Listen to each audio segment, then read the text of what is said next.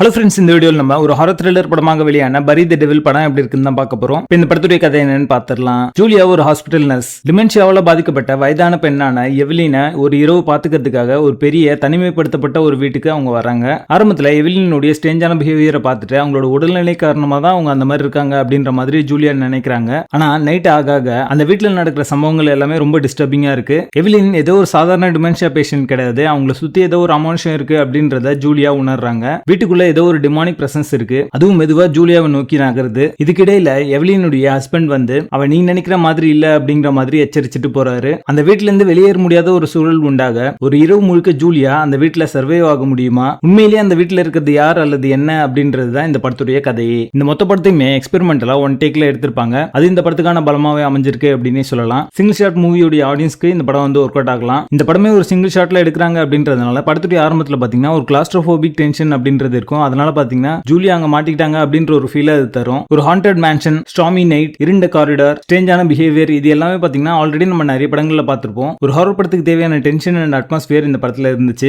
Lead ரோல்ல நடிச்ச எல்லாருமே பாத்தீங்கன்னா ஒரு ஆவரேஜான ஒரு ஆக்டிங் தான் கொடுத்திருக்காங்க. பெருசா ஒர்க் அவுட் ஆகல அப்படின்னு தான் நான் சொல்லுவேன். அது மட்டும் இல்லாம கேமரா வந்து மூவ் ஆயிட்டே இருக்கும்போது பெருசா ஆக்டிங் அப்படின்றத எதிர்பார்க்க முடியாது. படத்துடைய ரன் டைம் 86 மினிட்ஸ் தான். ஒரு குயிக் வாட்சா நீங்க பார்த்து முடிச்சிடலாம். படத்துடைய கான்செப்ட் பாத்தீங்கன்னா ரொம்ப ஃபெமிலியரா இருக்கும். படம் ஆரம்பிச்சு முடிகிற வரைக்கும் இதான் நடக்கும் அப்படின்றது உங்களுக்கு ஆல்ரெடி தெரியும். சிங்கிள் ஷாட்ல இந்த படம் எடுத்திருக்காங்க அப்படின்ற மாதிரி தெரிஞ்சாலும் நான் சில விஷயங்கள்லாம் பார்க்கும்போது ஹிடன் கட்ஸ் அப்படின்றது இந்த படத்துல இருக்கு. அது சிங்கிள் ஷாட் ஆடியன்ஸ்லாம் நோட் பண்ணாங்க அப்படின்னா டிசப்பாயிண்டிங்கா இருக்கும். இந்த படத்துல ஞாபகம் வச்சுக்கிற மாதிரி ஜம்ப் ஸ்கேர்ஸ், ஹாரர் கண்டென்ட்டோ எதுவுமே கிடையாது. படத்துடைய பேசிங் பாத்தீங்கன்னா பெரிய மைனஸா தான் இருக்கு. ரொம்ப ஸ்லோவாகவும் டிராகிங்காகவும் நகருது. நிறைய சீக்வன்ஸ் பாத்தீங்கன்னா போரிங்கா தான் இருக்கு. ஒரு 86 மினிட்ஸ் ஓடுற படமா இருந்தாலுமே ரொம்ப நேரம் இழுத்து சொல்றாங்களோ அப்படின்ற ஒரு ஃபீலை தருது. படத்துடைய பேசிங் ஆவரேஜா இருக்கும். மொத்தத்துல இந்த படத்தை பார்க்கலாமா வேணாமா அப்படின்னு கேட்டீங்கன்னா எனக்கு இந்த படம் பெருசா ஒர்க் அவுட் ஆகல. பட் ஒன் ஷாட்ல எடுக்கப்பட்ட ஹாரர் படம் பார்க்கணும்னு நினைச்சீங்கன்னா வேணா ட்ரை பண்ணி பாருங்க. மொத்தத்துல இது ஒரு பிலோ ஆவரேஜ் மூவியா தான் வந்திருக்கு. இந்த படத்தை பார்க்கணும்னா Amazon Primeல அவைலபிளா இருக்கு, செக் பண்ணி பாருங்க. படத்துல அடர் கண்டென்ட் இல்ல, இந்த படத்தை நீங்க ஃபேமிலியோட பார்க்கலாம். பரி தி டெவில் படத்துக்கு எங்களோட ரேட்டிங் 4.5 out of 10.